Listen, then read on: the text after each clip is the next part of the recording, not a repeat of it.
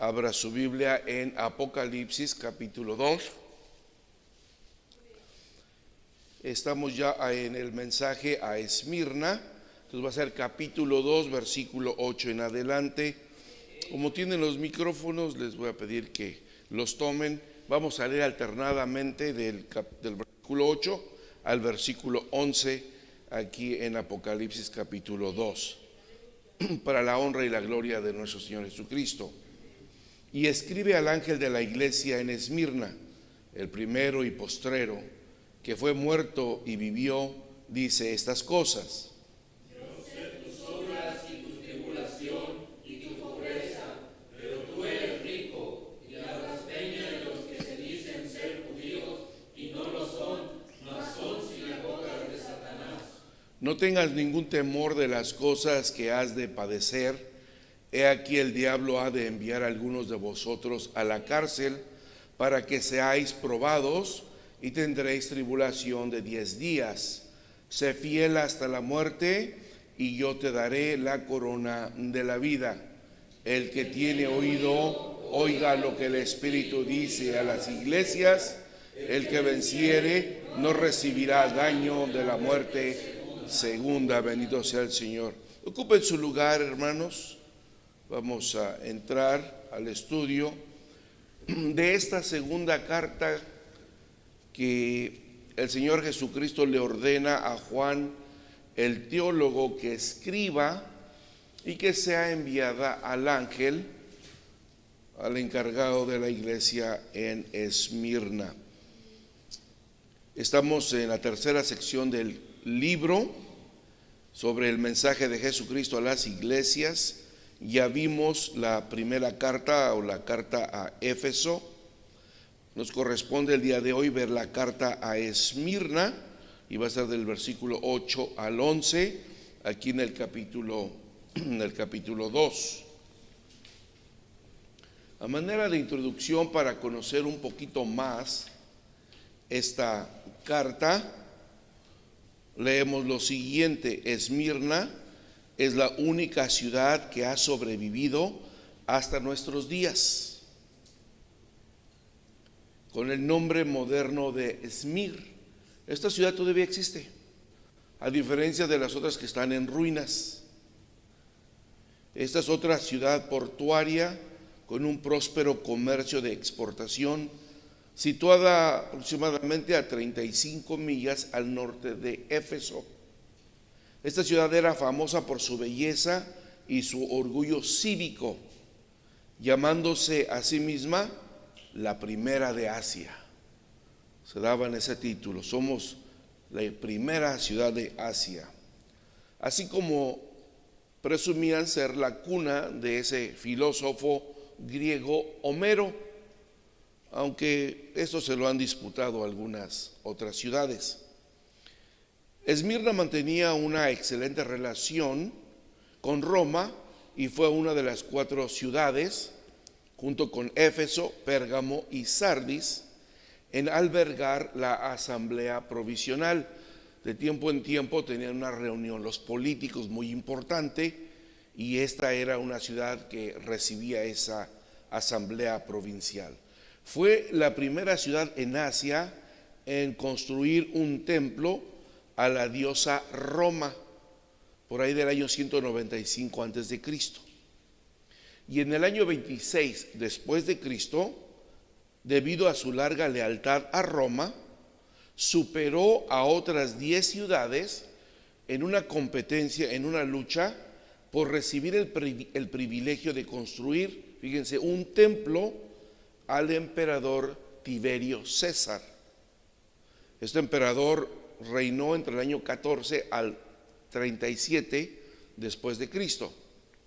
Es el emperador que se menciona en Lucas en el momento en que Poncio Pilatos está haciéndole juicio al Señor Jesús para darle muerte, porque él dejó el trono hasta el 37. Entonces fue en el tiempo del Señor Jesús. Pues en esta ciudad de Esmirna ellos ya habían construido un templo a la adoración de este emperador. En las décadas siguientes se convirtió en un centro del culto imperial. Por ahí del año 600 antes de Cristo, había sido destruida por Aliates, el rey de Lidia, una región en Asia también. Pero cuando Alejandro el Magno llegó en el año 334 antes de Cristo, encargó que fuera reconstruida esta ciudad. Esto se llevó a cabo, la reconstrucción se llevó a cabo en el año 290 antes de Cristo. Esa es la ciudad que conoció el apóstol Pablo, la que se reconstruyó en el año 290 antes de Cristo. Fue reconstruida por dos sucesores de Alejandro el Magno. La ciudad fue reconstruida más cerca del puerto y su arquitectura la convirtió en una de las ciudades más atractivas de Asia. Templos famosos, por ejemplo, un templo a Zeus y otro a Cibeles. Estaban estos dos templos conectados por una plaza impresionante del mundo antiguo. Un grupo de edificios llamado la Corona de Esmirna. Esos edificios, esos dos templos y la plaza en el centro fueron llamados la Corona de Esmirna. Esta era una acrópolis, también construyó una acrópolis en el monte Pagos, un lugar de adoración, y una hermosa calzada llamada la Calle de Oro. Y esas calles o esas avenidas estaban pavimentadas con grandes bloques de piedra, hermanos, y había arcos a su paso, y también había nichos de diferentes dioses, estatuas de competidores de los juegos importantes de esa ciudad. Entonces es una tremenda ciudad. Les presento unas fotografías que tomamos en nuestro recorrido por esta ciudad para que ustedes tengan una idea de lo imponente que era esta ciudad en sus mejores tiempos. La ciudad antigua y estas ruinas hoy quedan en el centro de la ciudad moderna, pero ustedes pueden darse cuenta de su impresionante construcción. Esta ciudad tenía una grande población judía que se oponía violentamente a los cristianos. Esto pudo haber sido ocasión por la destrucción del templo en Jerusalén y el consiguiente sentimiento antijudío en el Imperio Romano. El cristianismo se convirtió así en una doble amenaza, no solo religiosa, sino también política. Anteriormente, los judíos gozaban de cierta tranquilidad, de cierta paz, pero cuando hubo la revuelta del año 70 en Jerusalén, pues las cosas se pusieron muy difíciles en todo el Imperio Romano para los judíos, pero aún más para los judíos cristianos, aún peor todavía. Es otra de las fotografías que pudimos tomar allá.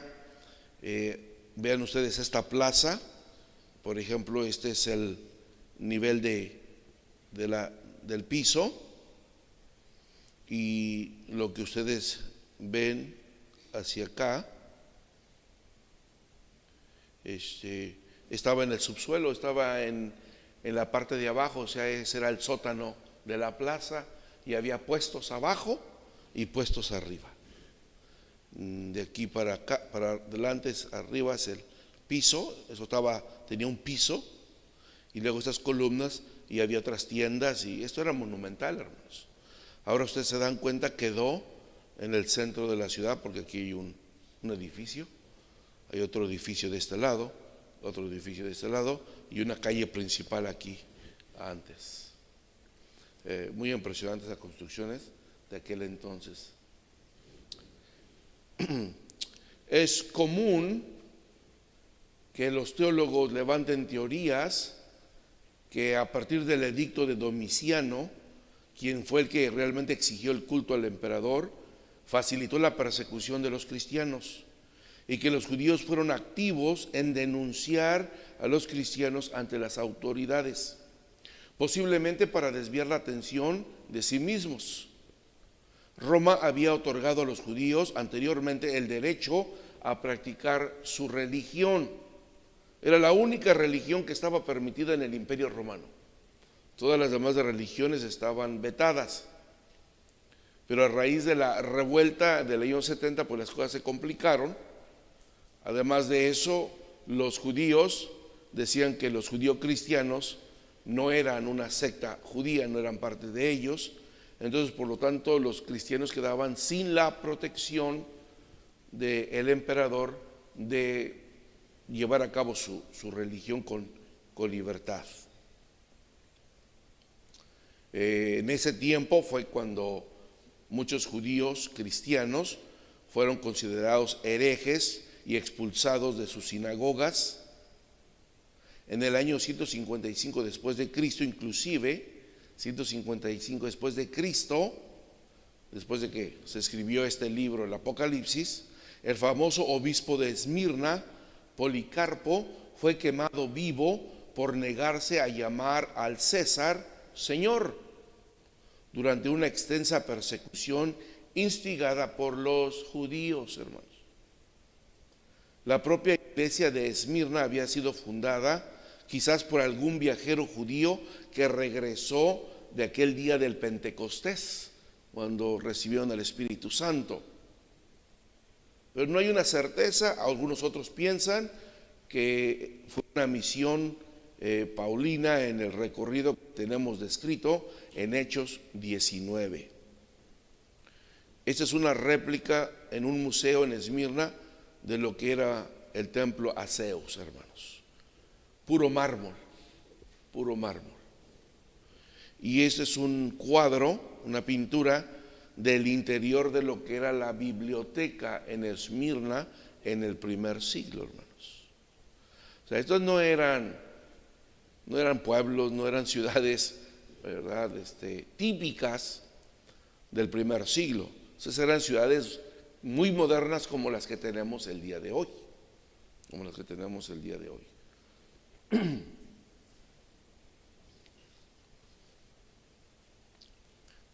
Todo esto está en el museo y se ha encontrado en las excavaciones de Esmirna.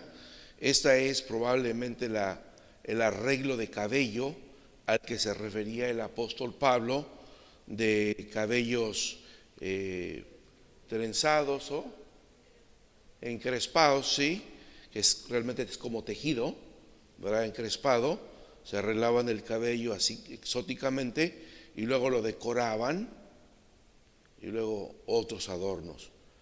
Muchos adornos de ese tipo eran de perlas, de oro, de plata, y esta es como las mujeres se decoraban, se agraciaban en aquel entonces. Miren, ustedes van a encontrar pulseras, collares, todo eso se encontró en las excavaciones y están en los museos el día de hoy.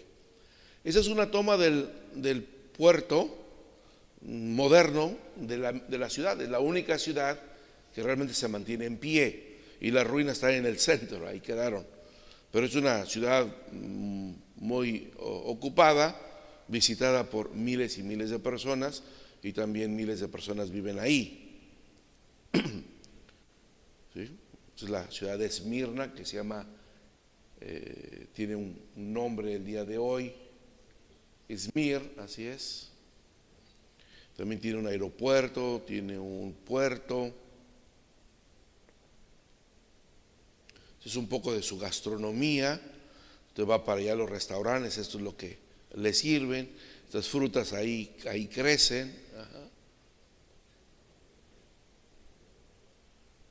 Esto es lo que come la persona típica de aquel lugar. Bien, eso nada más para tener un pequeño trasfondo cultural, social, político. Bien, vamos a ver el primer versículo. El versículo 8 dice en nuestra traducción: al ángel de la iglesia en Esmirna escribe.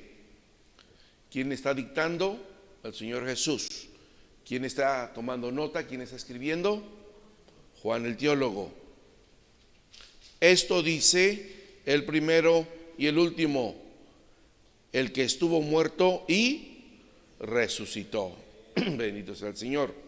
Bien, vamos a tratar de explicar estos términos, el primero y el último. Cristo nuevamente se presenta con la descripción de la visión en el capítulo 1, la cual es apropiada para la situación actual de la iglesia. Él es el soberano divino. Cuando Él dice yo soy el primero y el último, Él está diciendo yo soy el soberano divino sobre la historia, y solamente Él posee el atributo de eternidad. ¿Por qué? Porque Él es el primero y el último. No hay nadie antes de Él, no habrá nadie después de Él. Él es eterno. Esta es la misma forma, hermanos, en la que Dios en el Antiguo Testamento se identifica ante Israel. ¿Y cómo se identifica ante Israel el Señor? Isaías 44:6 dice: así dice Jehová, Rey de Israel y su Redentor, Jehová de los ejércitos: yo el primero, yo el postrero, y fuera de mí no hay Dios. Ese es Jehová en el Antiguo Testamento, y eso es lo que Cristo está diciendo en el Nuevo Testamento. Por lo tanto, son el mismo Dios. Con la expresión el primero y el último, Jesús define su divinidad como el Dios de Israel, con todo el poder y autoridad de Yahvé. Esa es la manera más apropiada para llamarlo en el Antiguo Testamento en español. La expresión que tenemos aquí en ese texto, el que estuvo muerto y resucitó, a través de su resurrección, Cristo ha mostrado sus atributos divinos, porque nadie más ha vuelto a la vida y vivir para siempre, porque ahora está vivo y no muerto. Por lo tanto, Jesús es el que murió en la cruz del Calvario, triunfó sobre la muerte y está vivo.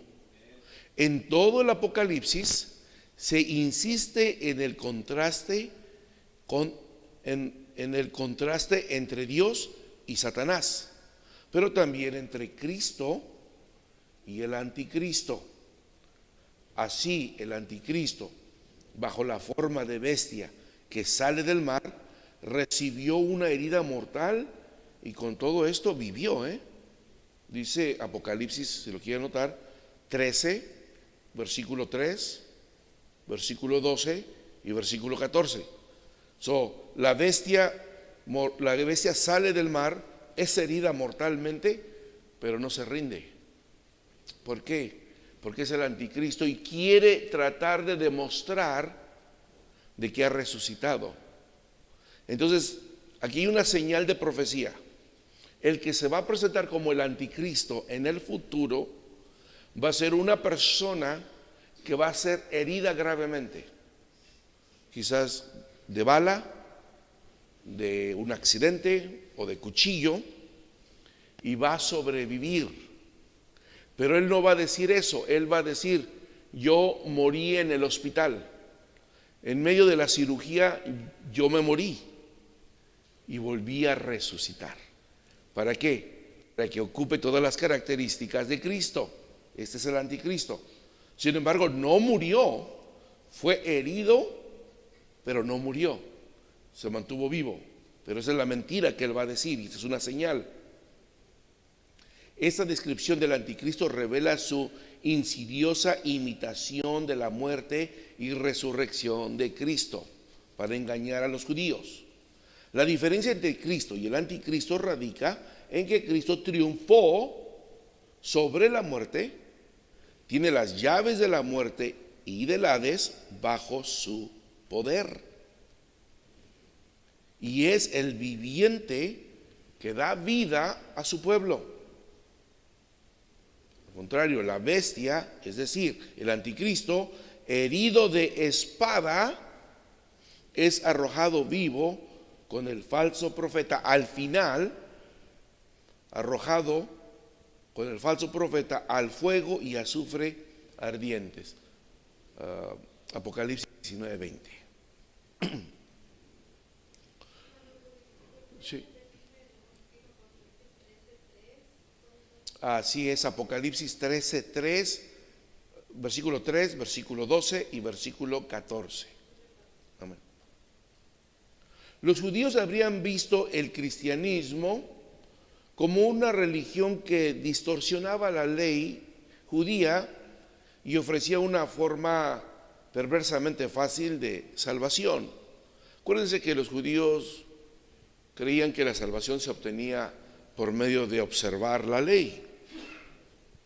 Ahora ha aparecido Cristo y el cristianismo dice: si quieres ser salvo de la ley del pecado, solo cree en el Señor Jesucristo y en su resurrección, acéptalo como tu Señor y Salvador y serás salvo.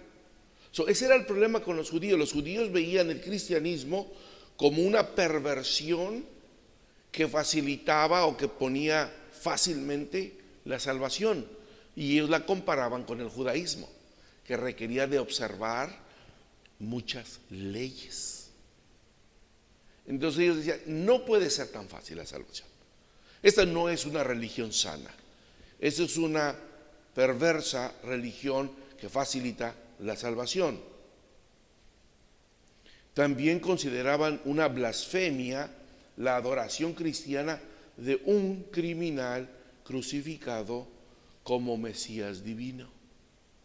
Porque los judíos no avalaron que Jesús era el Mesías. ¿Quién tenía que avalarlo según la religión judía para que él fuera designado el verdadero Mesías? El sumo sacerdote, o los sacerdotes y el sumo sacerdote. Pero ellos que dijeron que él era un blasfemo y un criminal y que tenía que morir como tal.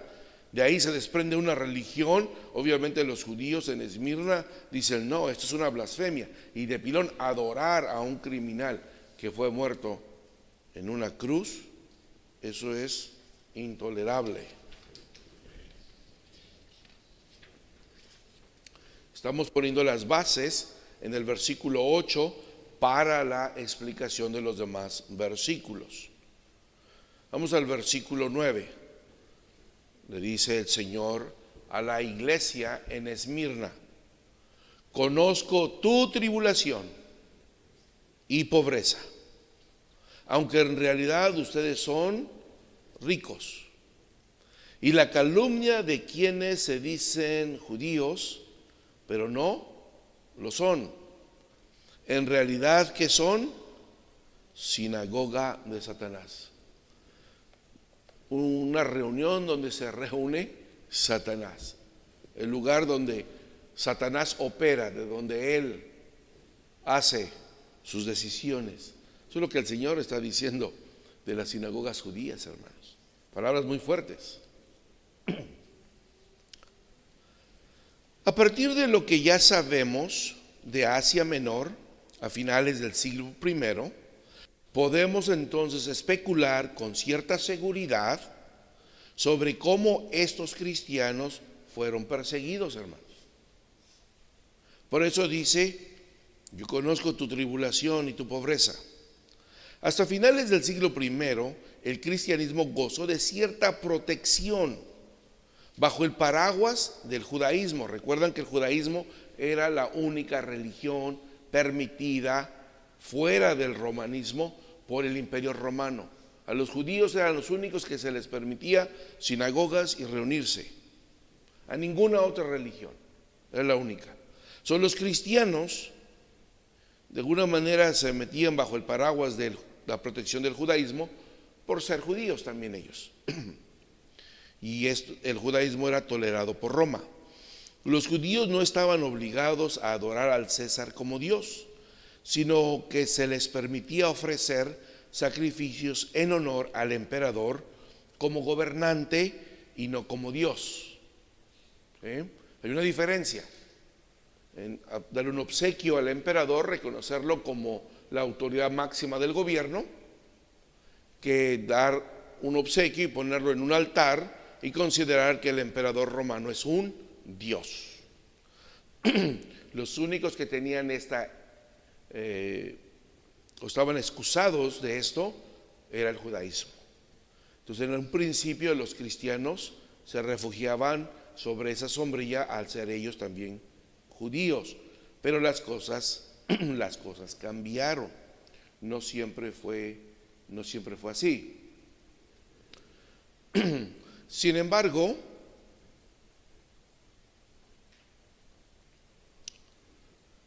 embargo, tras la persecución de Herodes, de Nerón, el cristianismo cayó en la sospecha, porque Nerón le echó la culpa a los cristianos de que habían quemado Roma, ya que las nuevas religiones no eran aceptables en el imperio, y los judíos, que a veces no tenían reparos en venerar parcialmente también a otras deidades junto con su Dios del Antiguo Testamento, a menudo estaban más que dispuestos a hacer saber a las autoridades romanas que los cristianos no eran una secta judía. Miren, había dos tipos de judíos: los judíos que solo adoraban al Dios del Antiguo Testamento, pero también había quienes ya se habían puesto al margen de la adoración a los dioses romanos, y el sábado pues adoraban al Dios del Antiguo Testamento, y los demás días de fiesta romana pues iban y también le llevaban honores a otros dioses romanos. Ya estaba ese sincretismo, esa mezcla. Pero también había otros que eran celosos de las cosas. La historia de Esmirna, hermanos, revela su particular lealtad a Roma. Era una ciudad altamente de lealtad a Roma, especialmente por haber construido más de un templo en honor a la religión romana. Dicho patriotismo religioso implicaba en general que habría aún menos paciencia con los cristianos que se negaban a rendir homenaje a la deidad del emperador. O sea que si había una ciudad que era bastante hostil contra los cristianos por no rendir culto a los dioses paganos y al emperador, era en Esmirna, hermanos. ¿Por qué? Porque tenían tanta lealtad a Roma y al emperador que cualquier ciudadano que no rindiera culto al emperador lo consideraban un traidor. Los judíos de por sí ya los consideraban herejes. Los familiares gentiles, de los gentiles que se convertían al cristianismo, les dejaban de hablar, les quitaban su herencia, les quitaban el trabajo, los corrían de los gremios, de los sindicatos. Pero ahora esta ciudad se convierte en una fuente muy hostil en contra de los cristianos. Y eso es lo que estaban viviendo los hermanos de la iglesia en Esmirna. Y dice el Señor: yo conozco, yo sé lo que tú estás pasando. Este verbo griego, eido, usado solo en ciertos tiempos pasados, significa conocer o saber, también percibir, reconocer, ver y comprender. Pero refleja un conocimiento cognitivo, o sea, que implica estar consciente de lo que sabes, o perfectamente informado de un hecho o de una información específica. En otras palabras, es poseer conocimiento sobre un hecho real y muy propio. En otras palabras, cuando el Señor Jesús dice: conozco tu tribulación, no es de que tiene una noción de lo que está pasando en Esmirna, sino que el Señor Jesús está consciente, ha visto, comprende, reconoce cognitivamente. Él está consciente del sufrimiento de los hermanos en la ciudad de Esmirna. Por eso dice: conozco tu tribulación y tu pobreza. Porque no que ellos eran pobres en ese momento, eran pobres siempre. Habían llegado a ser pobres cuando les confiscaban sus propiedades, cuando les confiscaban sus negocios, cuando no les daban trabajo. Entonces, ¿qué pasa? Bueno, que su poder adquisitivo, sus ahorros se van acabando y terminan siendo pobres. Esta palabra pobreza tiene que ver con la palabra que en el Nuevo Testamento se relaciona con los que viven en la calle, con los que andan mendigando. No está hablando aquí de una pobreza espiritual, no, sino está hablando de una pobreza económica. La ley local exigía a los ciudadanos, tanto de las clases altas como de las bajas, que ofrecieran sacrificios al emperador en diversas ocasiones especiales. Y en ocasiones incluso se invitaba a visitantes y extranjeros a rendirle culto. De hecho, había funcionarios municipales que estaban tan dedicados al culto al emperador que incluso distribuían dinero a los ciudadanos del erario público para financiar sacrificios al emperador. Por ejemplo, se sabe que en Éfeso le daban dinero a la gente para que fuera a comprar un poco de incienso o flores y los trajeran al altar del emperador. Y si no participaban los cristianos, ¿qué creen que pasaba? Pues eran perseguidos. La tribulación a la cual hace referencia el Señor Jesús es grande. Es una presión constante sobre los cristianos para someterse a esta participación, y esta presión aumentó durante el reinado de Domiciano, entre el año 81 al 96, que es cuando se escribe el Apocalipsis. Quienes se negaban a participar eran considerados políticamente desleales y antipatriotas, y eran arrestados y castigados según la ley romana. Iba, por ejemplo, el castigo desde maltrato, cárcel, exilio o la pena capital. Pero los cristianos genuinos nunca podrían llamar Señor a nadie excepto a Cristo. Pero esto los ponía en un grande riesgo. Y sigue diciendo el texto: aunque en realidad ustedes son ricos. Señor dice: reconozco tu tribulación, la conozco a la perfección, y reconozco tu pobreza, porque ustedes no eran pobres, pero han venido a ser pobres porque les han quitado todo en la persecución, porque no han negado mi nombre. Pero les da esta esperanza y les dice: aunque en realidad ustedes son ricos. No que eran ricos económicos, ya no. Económicamente ya no tenían recursos. Porque la palabra tribulación de hecho significa vivir bajo opresión, en situaciones de estrechez. Por lo tanto, la tribulación los llevó a la pobreza.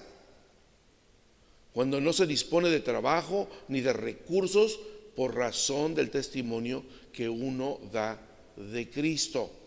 Entonces, a ellos no les preocupó el perder sus riquezas. Llegaron a ser pobres. Pero dice el Señor: pero ustedes son ricos. Son ricos espiritualmente, porque si se mantienen fiel a mí, ustedes recibirán la corona de la vida. Hay una bendición, hay una promesa y hay una riqueza más allá de lo material si no claudicamos y no le damos la espalda al Señor. El apóstol Pablo escribe acerca de esta situación a los corintios cuando nota que Jesucristo, fíjense lo que dice de él: aunque era rico, por causa de ustedes se hizo pobre, para que mediante su pobreza ustedes llegaran a ser ricos. Entonces les está diciendo: su riqueza no es material. Eran ricos materialmente y ya no la tienen, pero no se preocupen por eso. Eso no es lo más importante. Lo más importante es la riqueza espiritual de la vida eterna que ustedes han recibido cuando Cristo, siendo rico, se hizo pobre por ustedes, y enriquecerlos en una vida espiritual. Entonces vemos que el Señor Jesús pone de relieve también estas palabras, diciendo a su pueblo Esmirna que ellos son espiritualmente ricos.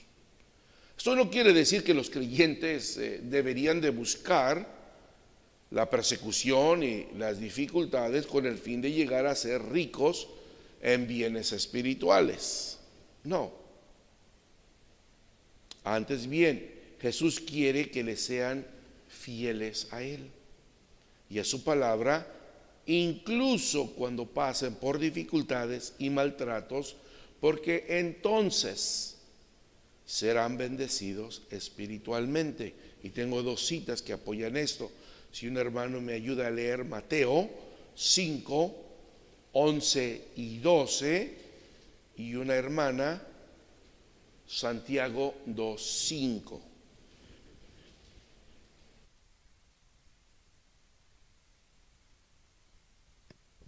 Dice así, para honra y gloria de Dios. Bienaventurados sois cuando os vituperen y os persiguieren y dijeren de vosotros todo mal por mi causa, mintiendo. Gozaos y alegraos, porque vuestra merced es grande en los cielos, que así persiguieron a los profetas que fueron antes de vosotros. Amén.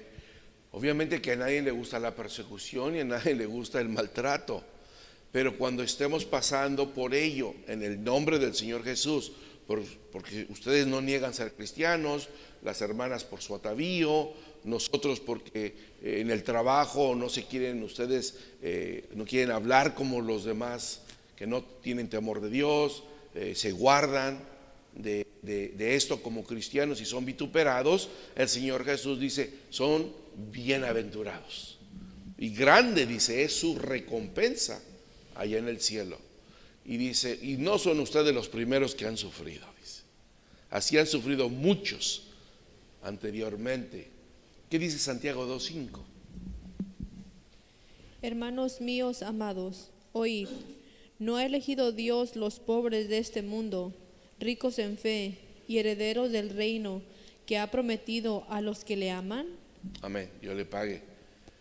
¿No ha elegido Dios a los pobres de este mundo? ¿Para qué? Para que sean ricos espiritualmente. Entonces nos afirma la bendición de sufrir por la causa de Cristo. El texto continúa diciendo que Cristo conoce la tribulación, la pobreza y la calumnia, que nuestras Biblias traducen blasfemia, y la calumnia de quienes se dicen ser judíos, pero realmente no lo son. No son. Esta expresión de la palabra griega blasfemia, aquí está, blasfemia, pero se traduce de una raíz de difamatorio, por lo tanto es vilipendio o es un ataque específicamente contra Dios. Blasfemia es un ataque específicamente contra Dios, como maldecir, maledicencia. Pero en este contexto en el que estamos ahorita, el sustantivo calumnia se traduce como palabras abusivas, falsamente dichas, que dañan la reputación de una persona. En otras palabras, los mismos hermanos judíos, de los judíos cristianos, levantaban falsos testimonios ante las autoridades de ellos. Los acusaban de un montón de cosas con tal de que las autoridades romanas los tomaran presos y los metieran a la cárcel y de esa manera deshacerse de ellos. Los judíos en Esmirna bien pudieron reconocer que los cristianos eran dirigidos por el Espíritu Santo. Sin embargo, los judíos en Esmirna optaron por volverse radicalmente en contra de ellos y de sus enseñanzas, y muchos todavía lo están hasta el día de hoy. Ha habido cristianos que van a Jerusalén y en las calles quieren compartir el Evangelio, Y los judíos radicales los apedrean, los golpean, y las autoridades locales no los defienden. O sea, hasta el día de hoy hay ese odio hacia el nombre de Jesucristo. Bien, aunque la naturaleza exacta de la calumnia no se revela aquí en el texto, algunas de las acusaciones características lanzadas contra los cristianos de los siglos I y II son bastante conocidas porque están documentadas. Miren, estas incluían la acusación de que los cristianos practicaban el canibalismo. ¿Por qué? Porque los oían decir: he comido el cuerpo y la sangre de Jesucristo. Y pensaban, bueno, no pensaban, sino levantaban un falso. Sabían que habían comido pan y habían tomado vino por la Pascua, ¿verdad? Porque de ahí viene la sombra de la Pascua. Pero estos judíos que blasfemaban en contra de los cristianos judíos, levantaban palabras abusivas falsas para dañar la reputación. Entonces son caníbales, pues les he oído hablar que han comido el cuerpo y bebido la sangre de Cristo. Los acusaban por celebrar fiestas de amor y se les acusaba de inmoralidad, porque ellos practicaban mucho el amor. La primitiva iglesia practicaba mucho el amor.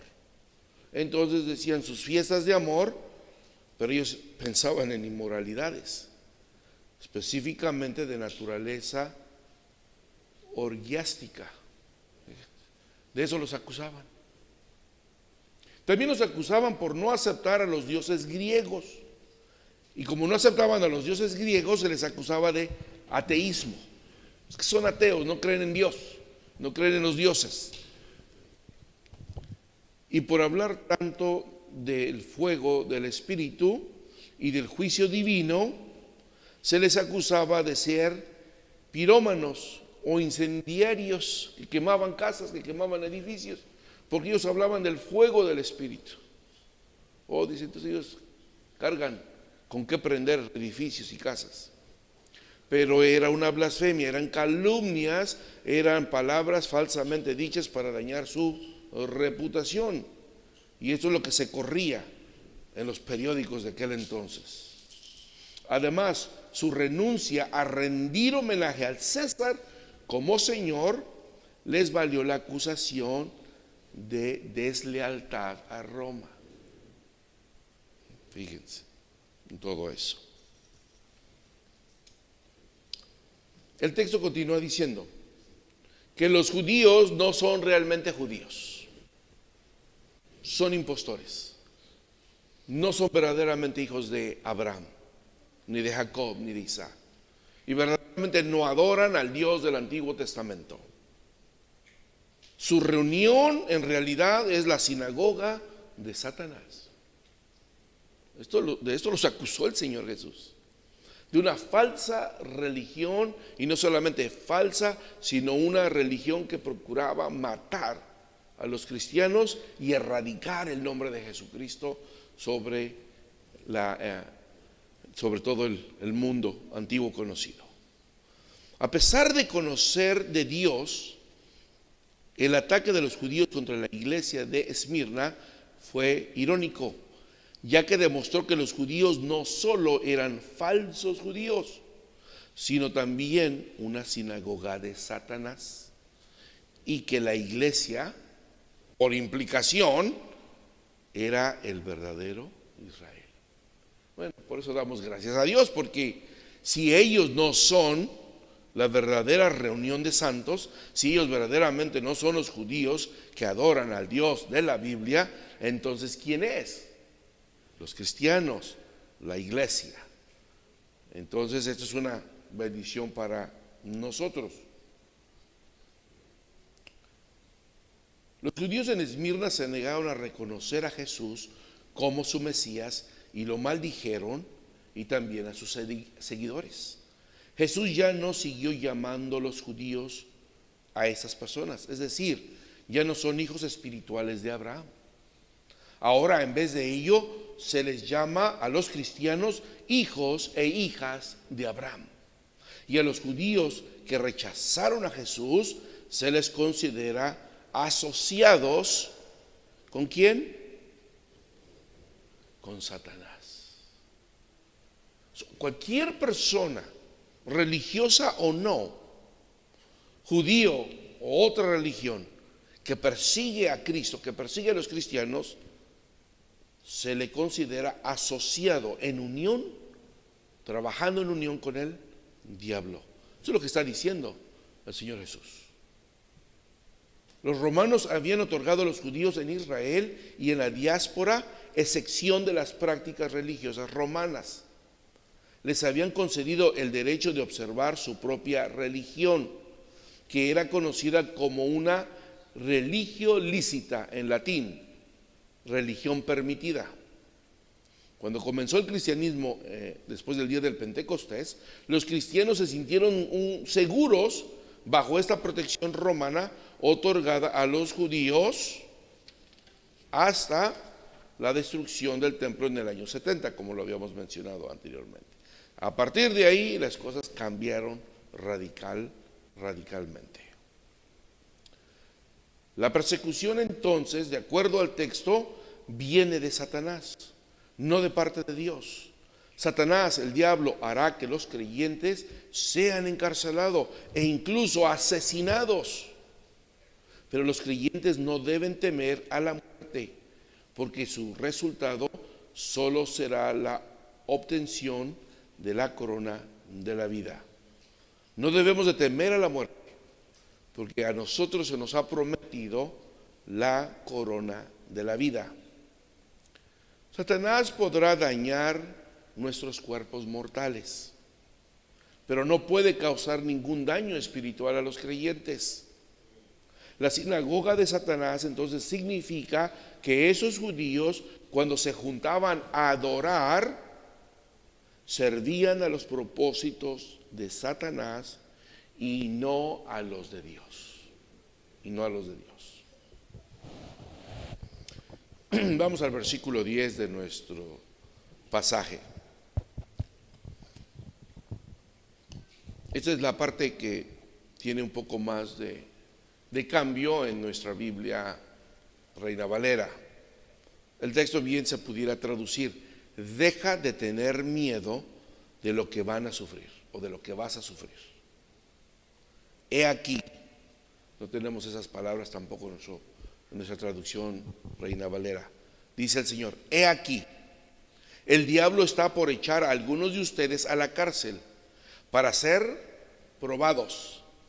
¿Y qué va a pasar? Y sufrirán aflicción durante 10 días. Dice él: sean fieles hasta el punto de la muerte.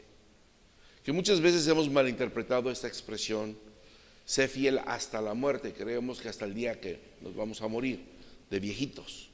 No, sean fieles hasta el punto de dar su vida si es necesario, para no traicionar a Cristo. Y entonces hay una recompensa. Entonces yo les daré la corona de la vida. Bendito sea el Señor. Está diciendo Jesús: deja de tener miedo de lo que van a sufrir. Dejen de tener miedo. Y eso es importante también recalcarlo, hermanos, para nuestro tiempo. Y pongámoslo en perspectiva. Por la situación migratoria que está sucediendo y este asunto, ¿verdad? Que viajo, por ejemplo, al seminario y muchos de nuestros pastores pues tuvieron temor de viajar por la situación, y es entendible. Pero aquí estamos hablando de una persecución que puede terminar en cárcel o en muerte. Nada de comparar con una deportación de inmigración. Y entonces los cristianos en Esmirna, pues es lógico, empiezan a ver la persecución, pierden los trabajos, los corren, no les permiten entrar a los sindicatos, les quitan sus propiedades, les cierran sus negocios.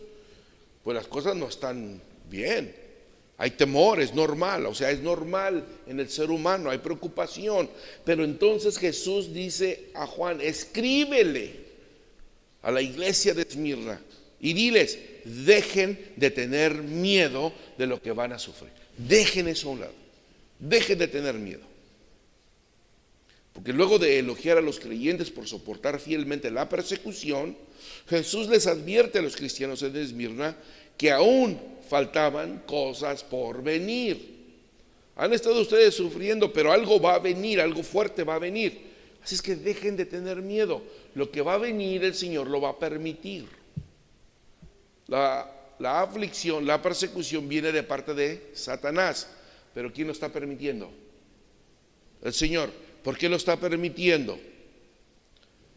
Para que sean probados. Para que sean probados. Y por eso dice: sean fieles, si es necesario, hasta el punto de dar la vida. Pero no vayan ustedes a fallar. La situación es difícil, no es fácil. Pero dejen de tener miedo. Lo que va a venir, dice Jesús, va a venir. Y no lo van a poder ustedes desviar, no lo van a poder ustedes detener. ¿Para qué se preocupan? ¿Para qué tienen miedo? Lo que va a suceder, Jesús, ¿qué va a suceder? El diablo está por echar a algunos de ustedes a la cárcel para ser probados, lo que está diciendo. Y el Señor Jesús utiliza esta expresión que no tenemos en la Reina Valera: he aquí. Y esto es como en inglés behold. Esto va a llamar la atención nuestra. Miren, pongan atención, dice Jesús. Dejen de estar preocupados, dejen de estar asustados. Miren, esto es lo que va a pasar, dice Jesús. El diablo está por echar a algunos de ustedes a la cárcel, pero es para ser ¿qué? Probados. Es para eso, para que sean probados. No van a morir, solamente para que sean probados. Específicamente el Señor predijo que el diablo iba a echar en la cárcel a algunos de ellos. Jesús introduce la expresión he aquí, con el propósito que los creyentes en Esmirna estén atentos a los acontecimientos futuros, pero que vivan sin temor. Vivamos sin temor, hermanos. Lo que el Señor va a permitir, lo va a permitir. ¿Y quién lo puede detener? Nadie. Y lo que el Señor no va a permitir que pase en este tiempo, el Señor no lo va a permitir. Aunque se oigan las noticias lo que se oiga, aunque el presidente escriba leyes y mande cartas, nosotros podemos pasar inapercibidos ante todas estas situaciones. Dice, van a ser probados.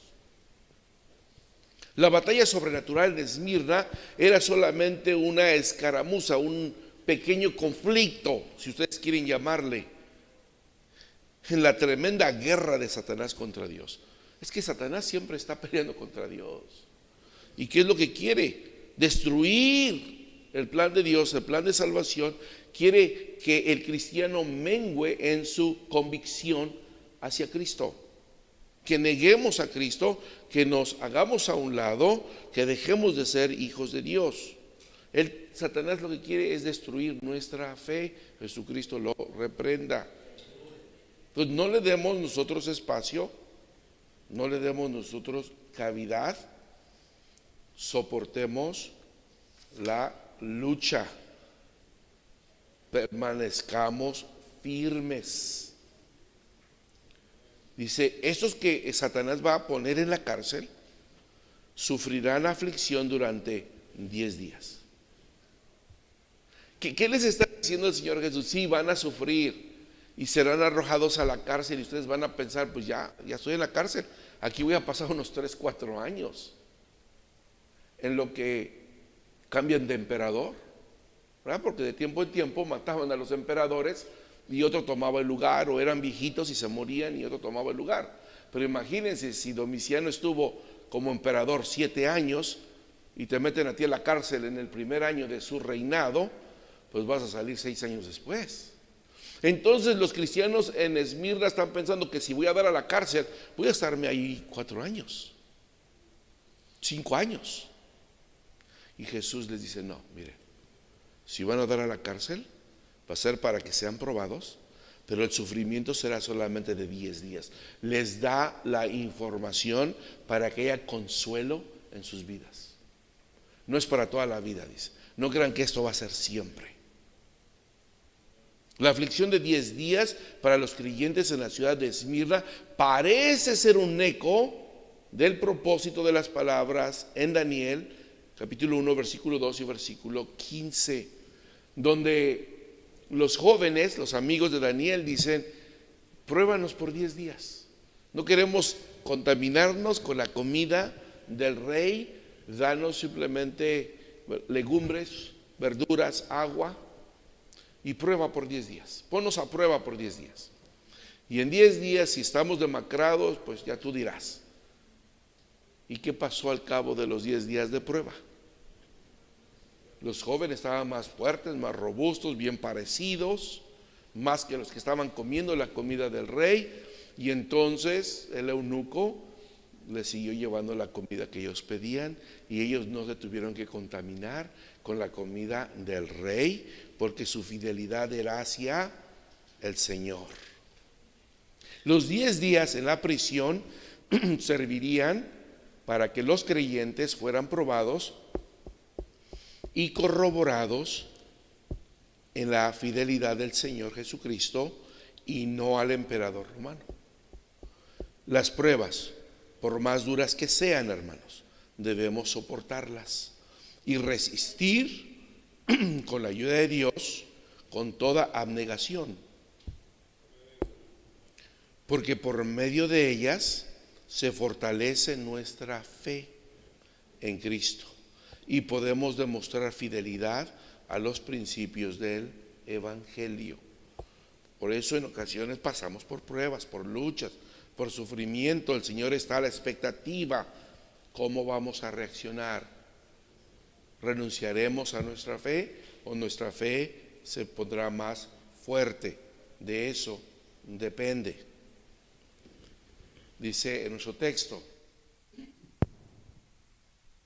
sean fieles hasta el punto de la muerte.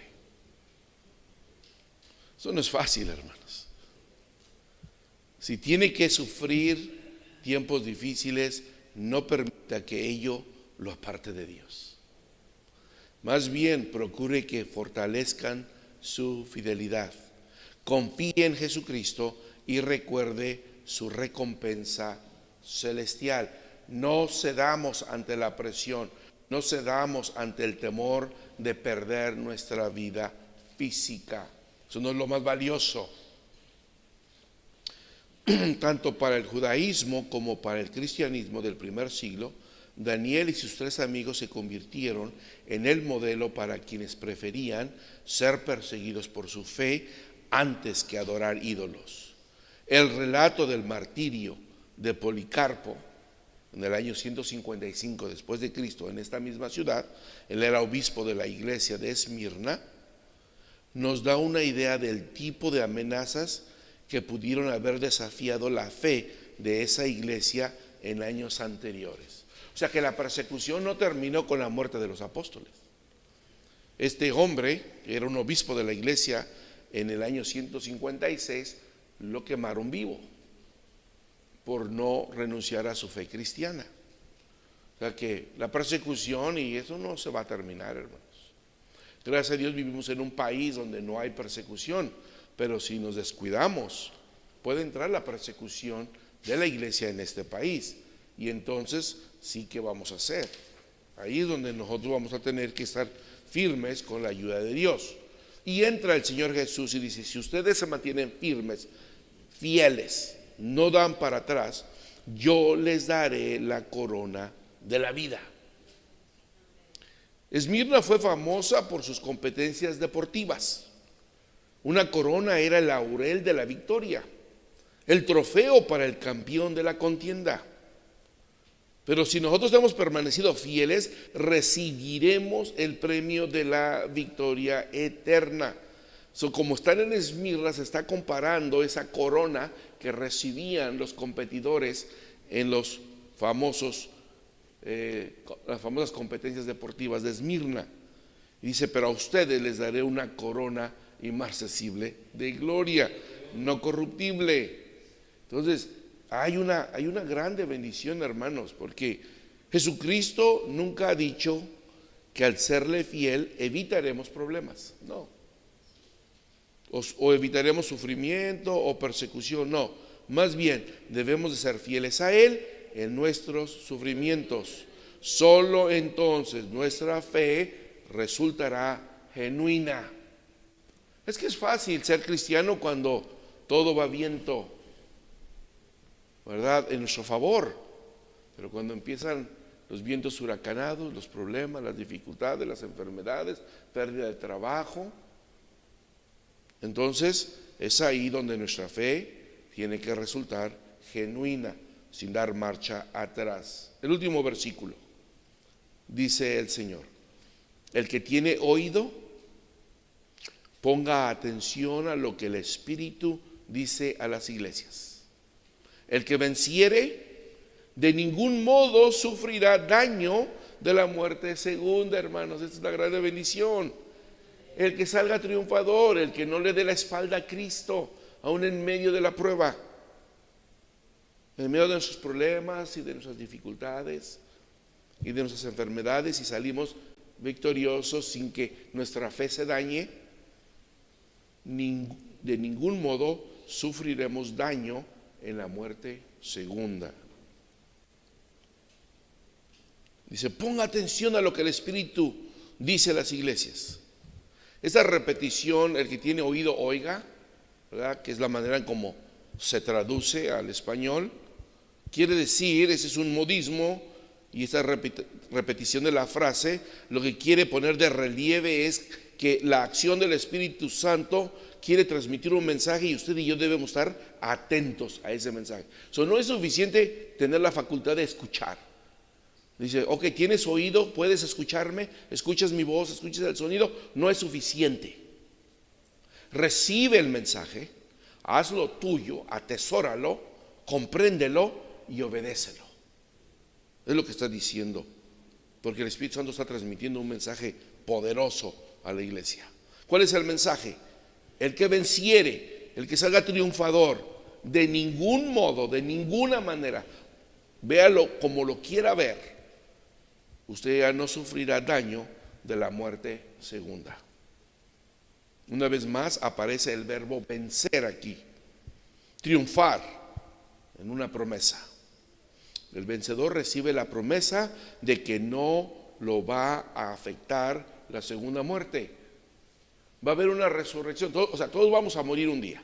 Cristianos y no cristianos vamos a morir, si no viene Cristo antes. Pero nosotros resucitaremos para una vida eterna. Y los que negaron a Cristo resucitarán para volver a morir eternamente en el lago de fuego. Eso será tremendo. Y nosotros no tendremos ningún tipo de daño. Esta promesa final del versículo 11 es de quienes venzan su temor. Ahí está la clave, hermanos. Necesitamos vencer el temor, porque el temor nos puede paralizar. El temor puede hacer que nuestra fe caiga en pedazos. El que pueda vencer el temor de sufrir por Cristo no sufrirá daño alguno en la segunda muerte. Entonces, en esencia, nuestro temor es el enemigo ahorita. Realmente Satanás no puede hacer mucho contra nosotros. La muerte ya no puede hacer nada contra nosotros, ni el Hades. Cristo tiene las llaves de la muerte y del Hades en su poder. Realmente nada puede hacerle daño al cristiano, excepto nuestro propio temor. Si vivimos atemorizados por todo, no estaremos mostrando fidelidad. Nuestra fe demuestra ser débil y no firme, no fuerte. Los cristianos en Esmirna sin duda habrían interpretado esta promesa como un arma de doble filo. ¿Por qué? Porque por un lado tenemos la promesa de salir victoriosos si vencemos nuestro temor. Y no seremos tocados por la segunda muerte. En otras palabras, podrían anticipar que algunos serían martirizados, sí. Y por otro lado, independientemente de lo que sucediera con la primera muerte, quienes triunfen siendo fieles a Cristo no sufrirán daño de la segunda. Qué hermosa promesa tenemos en esta carta a Esmirna. Entonces el llamado, la invitación de Cristo es a mantenernos fieles, hermanos, a vencer nuestros temores. ¿A qué tiene usted temor? ¿Tiene usted temor a perder su trabajo por el nombre de Cristo? ¿Tiene temor a perder sus riquezas por el temor, por la fidelidad a Cristo? ¿Tiene temor de perder su vida por la fidelidad a Cristo? Venzamos el temor con la ayuda de Dios. Así como esos 3 jóvenes que no tuvieron temor y no quisieron comer la comida del rey. Más tarde no tuvieron temor del horno de fuego ardiente, como Daniel, que no tuvo temor del foso de los leones. Si vencemos nuestro temor con la ayuda del Espíritu Santo, no nos va a hacer daño la muerte segunda. De esto trata la carta del Señor Jesucristo a la iglesia en Esmirna.